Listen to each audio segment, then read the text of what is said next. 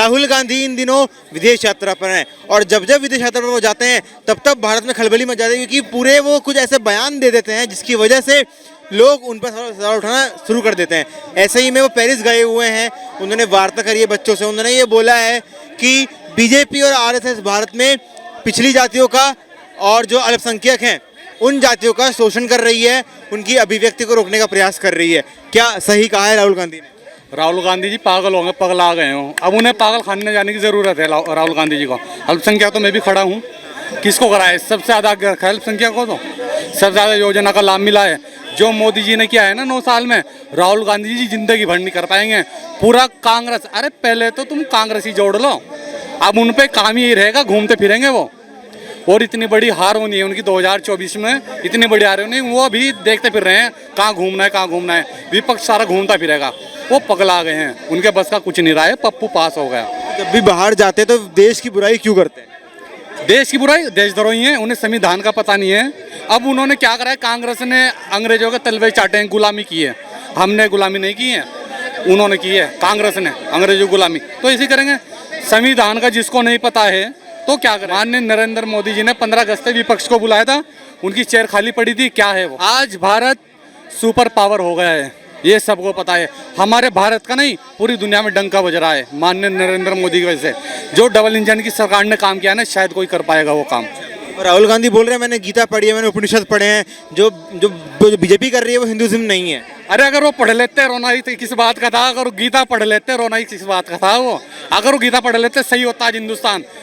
हमारी अब G20 के बाद, मोदी जी के आने बाद हमारा हिंदुस्तान सोने की चिड़िया कहलाया जाएगा, वरना ये नोच नोच के खा गए। अच्छा, नाम क्या है आपका? मेरा नाम आफ्ताब राणा है। आफ्ताब जी, एक बात बताइए, अभी G20 हमारे देश से हुआ ही है, समाप्त हुआ है, समझने में बहुत सक्सेसफुल रहा।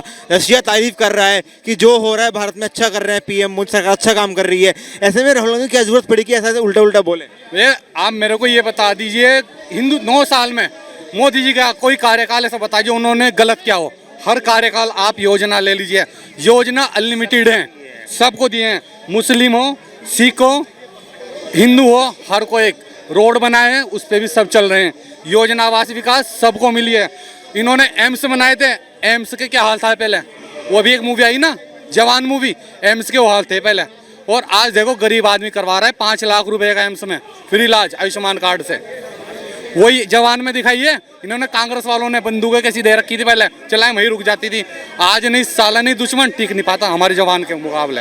पावरफुल बना दे मोदी जी ने देश को। आपको क्या लगता है राहुल गांधी अपनी इन बातों से क्या प्रधानमंत्री बन पाएंगे? भाई वो पागल हो गया आदमी है यार, किसका नाम ले रहे हो तुम? भाई मोदी जी हैं और कोई नहीं आएगा 2024 में। ना चलेगी, ना चलेगा पंजा, ना चलेगा हाथी, ना चलेगी टोंटी, ना चलेगा सरिया, सिर्फ केसरिया चलेगा 2024 में। आप खुश हैं इस सरकार से? खुश हैं आप? अरे भाई खुश, अरे गर्व है मुझे। तो भाई साहब, राहुल गांधी बोल रहे हैं कि अल्पसंख्यकों पर तो अत्याचार कर रही है सरकार। इसको, अरे मैं अल्पसंख्यक हूँ भाई, किसको कर रही है? एक बता दी मुझे। आप बताइए। अरे सबसे ज्यादा लाभ मिल रहा है अल्पसंख्यकों को। विदेश यात्रा पर राहुल गांधी गए हैं, वो ये बोल रहे हैं कि मैंने गीता पढ़ी है, मैंने उपनिषद पढ़े हैं। जो भाजपा करती है वो हिंदुइज्म नहीं है। अगर उसने पढ़ी होती तो राम के अस्तित्व पे उंगली को उठाता। अगर उसने पढ़ी होती, ये क्या बोलता कि देवी के अंदर जो लड़के होते हैं, लड़के छेड़ते हैं। अगर उसने पढ़ी होती तो उसकी इतनी तमीज होती कि अपनी बहन के साथ कैसे खड़ा होना होता है। उसे यही नहीं पता, वो अपनी बहन का सबके सामने कुछ चुम्मा लेता है। उसको अगर इतनी उपनिषद पढ़ी होती, उसे अपने बाप के नाम की तमीज होती। वो गांधी नहीं लगाता। उसने नाम किसका लेकर रखा हुआ है?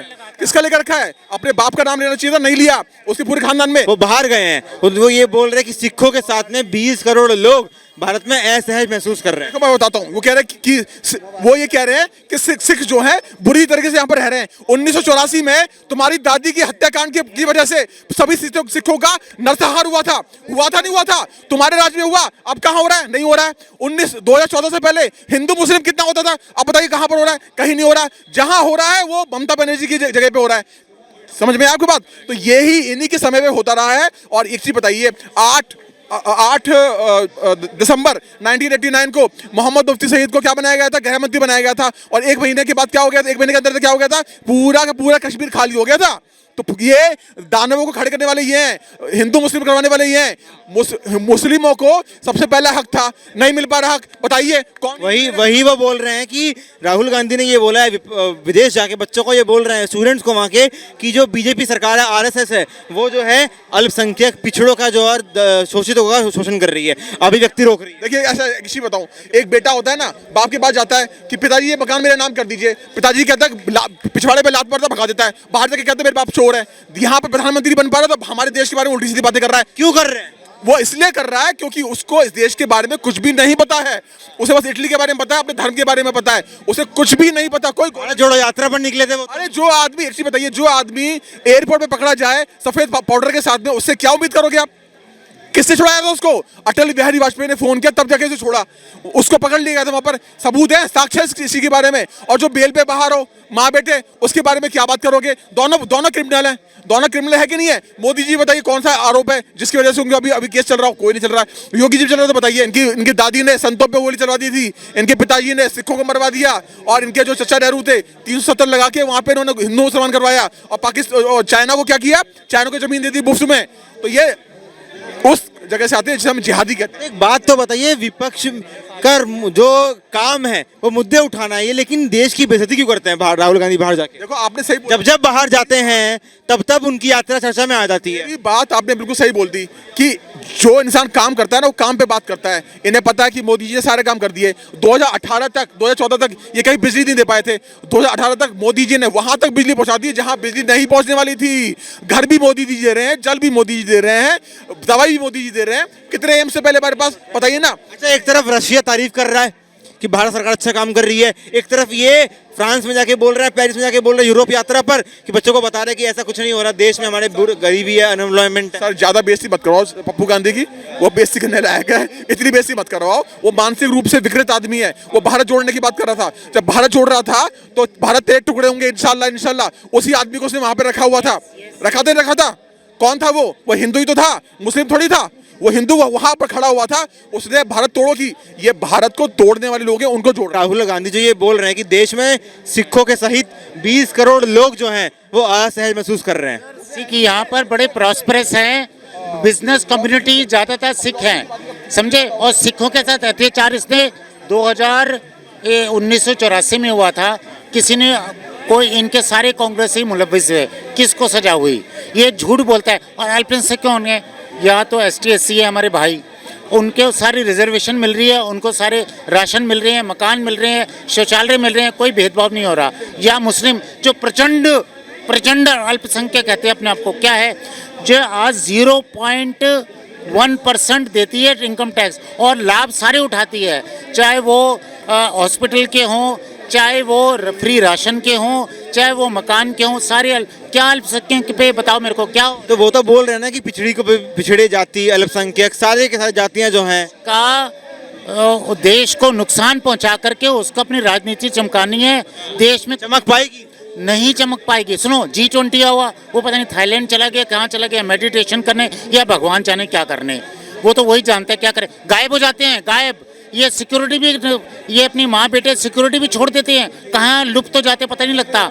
ये लोग तो कहते हैं मेडिटेशन करने थाईलैंड में पता नहीं क्या करने गए, हमें क्या पता। सिक्योरिटी भी छोड़ देते हैं। और उसके जिसके दादा कब्र में दफन है, कभी फूल चढ़ाने गए अपने दादा पे? कभी फूल चढ़ाने गए अपने दादा पे, फिरोज खान पे? एक बात तो बताइए, जब बाहर जाते हैं, विदेश जाते हैं, भारत की बुराई क्यों करने लगते हैं? बुराई इसको है कि देश के टुकड़े हों और हम सत्ता में आए। हो गए 2 टुकड़े तो हो गए ना, बांग्लादेश बन गया, पाकिस्तान बन गया। टुकड़े करना चाहते हैं, वो तो कह रहे हैं इसे यूनियन ऑफ स्टेट। और हमारे बीजेपी के नेता ने बहुत अच्छा कहा है, ही इज ऑर्गन, सारे ऑर्गन है, ब्रेन जिसमें मिसिंग है, तो यूनियन ऑफ स्टेट थोड़ी, ये तो हिंदुस्तान है पूरा। जैसे वो बोल रहे हैं कि मैंने गीता पढ़ी है, मैंने उपनिषद पढ़े हैं, वहाँ कहीं नहीं लिखा जैसा बीजेपी कर रही है वो हिंदुज़्म है। सिर पड़ा है उसने, उसको अकल है नहीं, उसको कोर्ट के ऊपर जनेऊ पहनता है पागल। अगर गीता पढ़ी होती तो वो राम सेतु को वो नहीं करते, और उसने काल्पनिक नहीं बताते, राम को काल्पनिक बताते। वो 1 नंबर के गधे, आई रिपीट, गधे हैं। और मैं ये पूछना चाहता हूँ, with due respect Sonia Gandhi ji से पूछना चाहता हूँ, मैं ऑफेंड नहीं कर रहा हूँ, वो शादी से पहले इटली में क्या करती थी? हमारा हक है जानने का। वो लोग दुनिया बातें बनाती हैं, उनके मुंह पे ताला लगाओ, ये बताओ मैं इटली में क्या करती थी शादी से पहले? वो आप क्या छोड़ दीजिए, बहुत पुराना